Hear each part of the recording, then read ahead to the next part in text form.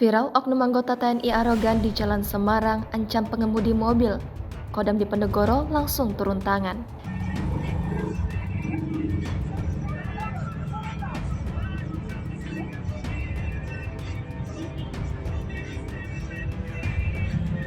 Aksi oknum anggota TNI ini terjadi di lampu merah Jalan MH Tamrin, Semarang, Jawa Tengah.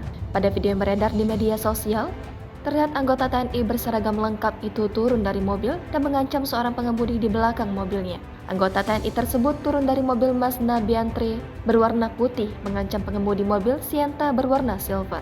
Saat kembali ke mobil Sienta itu, terlihat oknum TNI itu menunjukkan sangkur yang diambilnya di mobil. Dengan raut wajah kesal, oknum TNI mengeluarkan sangkur dari dalam mobil dan kembali menghampiri pengemudi Sienta itu. Kemudian, sangkur itu dimasukkan lagi ke mobilnya dan sembari menunjuk pengemudi di mobil tersebut.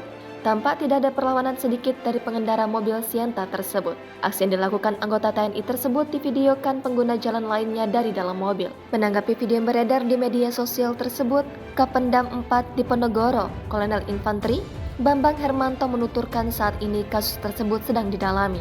Pihaknya akan mengusut tuntas peristiwa tersebut. Hingga saat ini belum diketahui faktor yang menyebabkan oknum anggota TNI itu marah-marah hingga menunjukkan sangkur tersebut.